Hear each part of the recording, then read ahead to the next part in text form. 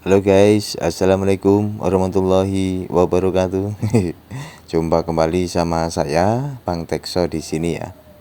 Nah, materi kali ini, materi kayak kuliah aja.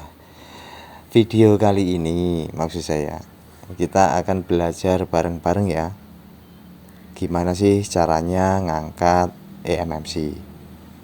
Nah, kebetulan saya ada bahan ya untuk Redmi Note 5 rusak eMMC.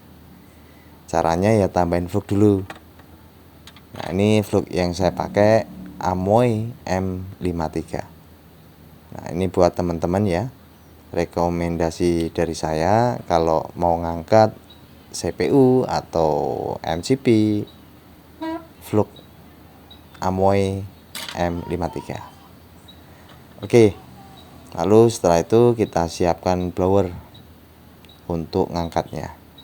Nah, ini yang kita akan angkat itu eMMC Redmi Note 5. Kebanyakan HP Redmi itu eMMC dan CPU tidak dilem. Jadi cara pengangkatannya pun kita hanya jepit dengan pinset, lalu tembak dengan blower seperti ini. Jadi nggak perlu dicongkel ya. Nah, ini untuk blowernya saya gunakan Quick 2008. Tembak terus di panas 350, anginnya 40. Nah, ini untuk pengangkatan jepit dengan pinset. Kalau dia sedikit sudah goyang dan ringan untuk kita angkat, ya segera diangkat. Jadi untuk ngangkat kayak gini ya sabar ya. Artinya itu jangan pemaksaan secepatnya mau diangkat. Karena dengan begitu nanti dikhawatirkan pin kaki yang di PCB atau di mainboard bisa rontok. Ya, kelihatannya ini sudah goyang, kita tinggal angkat saja. Sudah harus bisa pastiin kalau dia goyang ya secepatnya diangkat ya. Nah, itu kan sudah terangkat dan tidak terlihat lem sama sekali. Memang rata-rata kalau di HP Redmi jadul tuh ya tidak ada lem ya.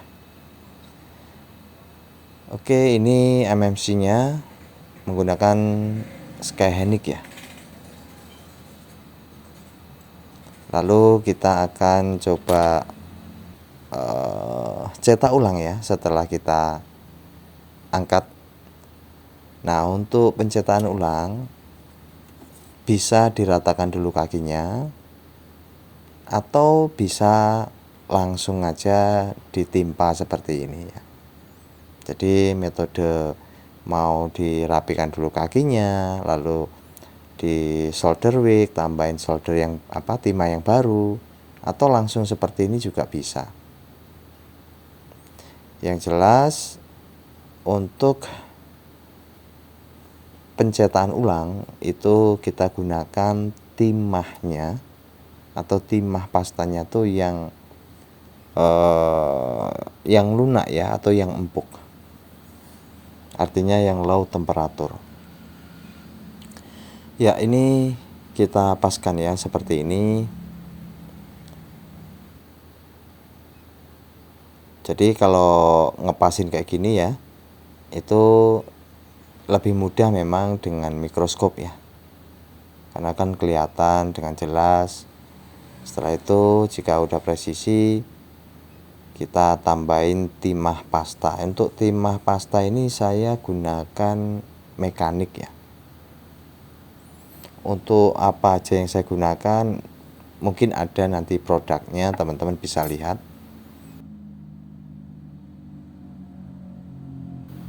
Lalu ini bisa diratakan dengan plat untuk meratakan timah ataupun dengan tangan manual seperti ini ya. Ya, untuk teman-teman yang sudah belajar servis HP sudah setahun, udah angkat IC power, IC cas, mulai langkahlah setidaknya itu berani untuk ke MMC bahkan ke CPU ya. Jadi itu harus teman-teman lakukan supaya terbiasa. Ya setelah itu kita tinggal tindis aja begini, lalu tembak dengan blower. Nah ini panasnya itu beda ya. Kalau untuk cetak kaki kayak gini di bawah 300, bisa 250 ataupun 260 ya. Jangan terlalu panas. Oke, tahan ya. Setelah dia terbentuk kaki-kakinya, kita tahan pinsetnya, jangan langsung dilepas. Biar dia prosesnya timah itu kering dan jadi. Kalau udah ya udah dilepas, gak masalah. Atau langsung diseset, dikerik lagi supaya rata. Kalau CPU seperti itu ya. Tapi karena ini MMC atau MCP yang tujuannya sementara untuk supaya kita baca lewat UV. Jadi untuk rebal MMC wajib ya, kita harus periksa lewat UV dulu kesehatannya bagaimana. Tidak seperti CPU. Kalau kita rebal CPU ya nggak perlu apa-apa, tinggal kita mainkan skill kita dengan baik lalu pasang kembali. Nah itu kalau MMC UVS itu ya setelah ini ya kita proses ke tahapan selanjutnya, yaitu kita cek keadaannya, lifetime-nya masih bisa digunakan atau enggak, atau masih sehat enggak untuk MMC-nya, kan seperti itu. Lalu setelah dingin tambahin lagi flux amoe kayak gini, lalu dipanasin lagi ya supaya terbentuk kakinya itu bulat-bulat.